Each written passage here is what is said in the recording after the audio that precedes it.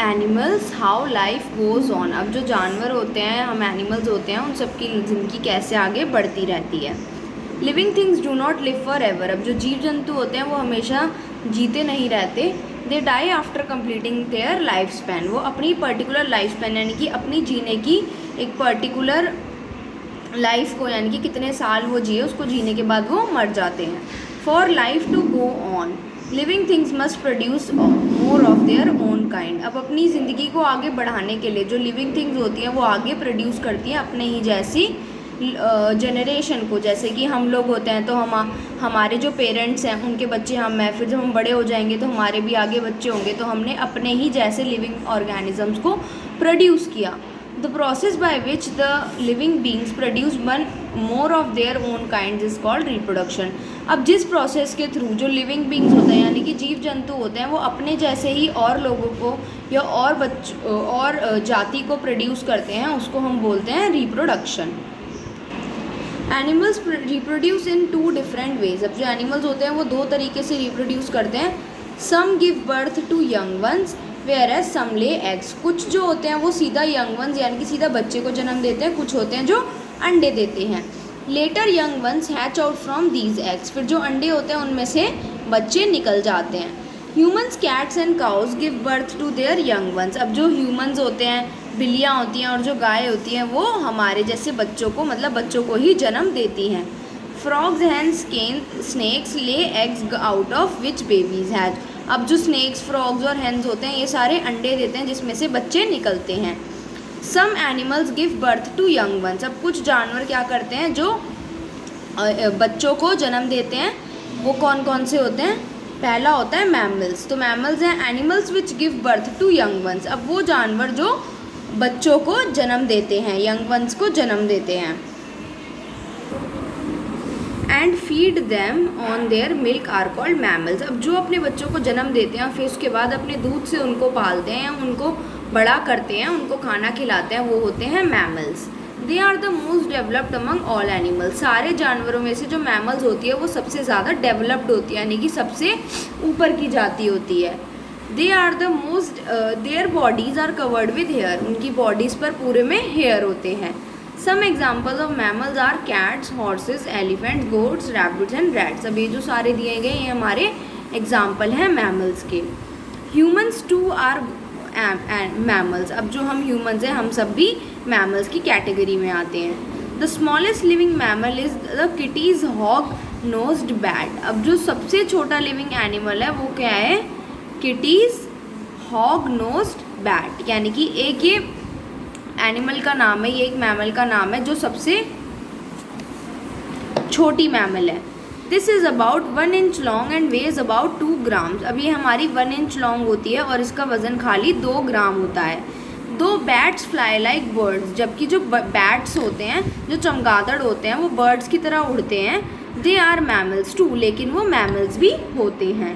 Do you know that whales and dolphins even though look like fish have hairless bodies. क्या आपको पता है कि जो वेल्स और डॉल्फिन्स होती हैं वो मछली की तरह दिखती हैं लेकिन उनकी बॉडी पर बाल नहीं होते और वो मैमल्स होती हैं, are mammals. Care of the young. अब हम उस बच्चे की केयर कैसे करेंगे? Mammals take care of their babies for a long period of time. अब जो मैमल्स होती है वो अपने बच्चों का काफ़ी लंबे समय के लिए ध्यान रखते हैं। Usually the mother cares of the young. और जो माँ होती है वो अपने बच्चे का ध्यान रखती है। She feeds the babies, cleans them and keeps them warm. वो अपने बच्चों को साफ़ करती है, उनको खाना खिलाती है और उनको गर्म रखती है। She protects them from enemies. वो उनको अपने दुश्मनों से भी बचाती है। As they grow the mother teaches them to find food and live on their own. और जैसे जैसे वो बढ़ते हैं तो उनकी माँ उन्हें सिखाती है कि कैसे वो अपना खाना ढूंढें और अपने आप ही जीवन को जिए। In certain mammals the father also helpers. अब कुछ मैमल्स के अंदर क्या होता है, उनके पिता भी उनकी मदद करते हैं। He hunts for food and guards the young one. वो खाने के लिए हंट करते हैं, यानी कि जानवरों को मारते हैं या उन्हें जो भी करना होता है, जैसे कि कोई जानवर को मार के खाता है, कोई बच्चों के लिए खाना लेकर आता है, वो करते हैं और अपने बच्चों की रक्षा करते हैं। Human beings are the only mammals who look after not only their children but their grandchildren too. Human beings यानी कि सारे मैमल्स में से हम इंसान ऐसे मैमल हैं जो अपने बच्चों का तो ध्यान रखते ही हैं, साथ में अपने ग्रैंड चिल्ड्रन यानी कि अपने पोते पोतियों का भी ध्यान रखते हैं। सम एनिमल्स ले एग्स, अब कुछ एनिमल क्या करते हैं, अंडे देते हैं। बर्ड्स क्या होती हैं, birds reproduce by laying eggs, अब बर्ड कैसे रिप्रोड्यूस करती है, अंडे देकर।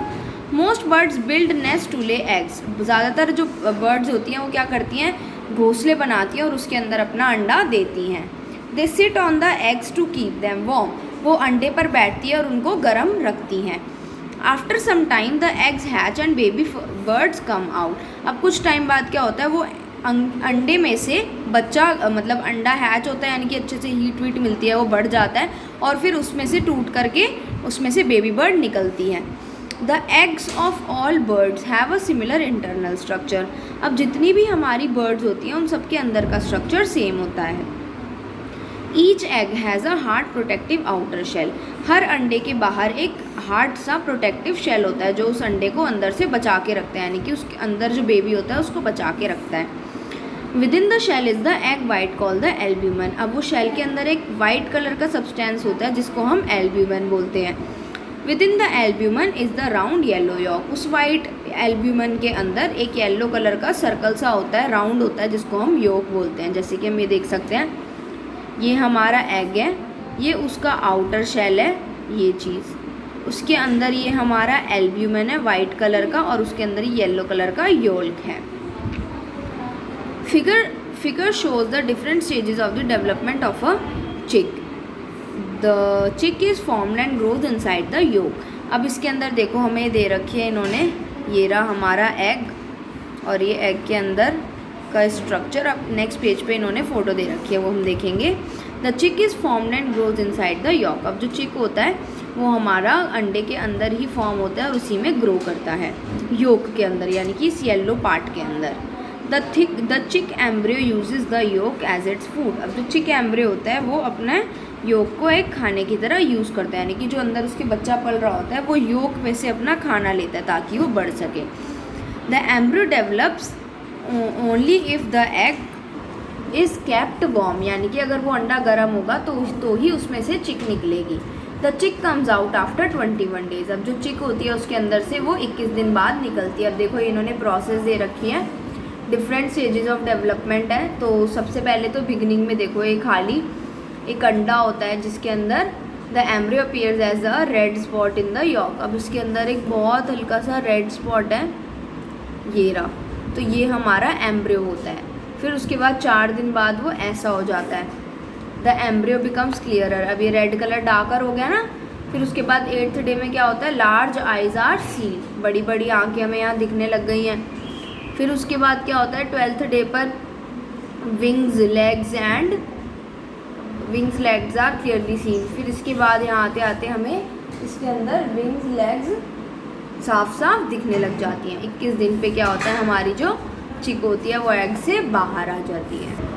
Other egg laying animals, not only birds but animals like frogs and fishes two legs egg, अब यानी कि बर्ड के अलावा जो जानवर होते हैं जैसे कि फ्रॉग और फिशेज मछलियाँ वो भी अंडे देते हैं।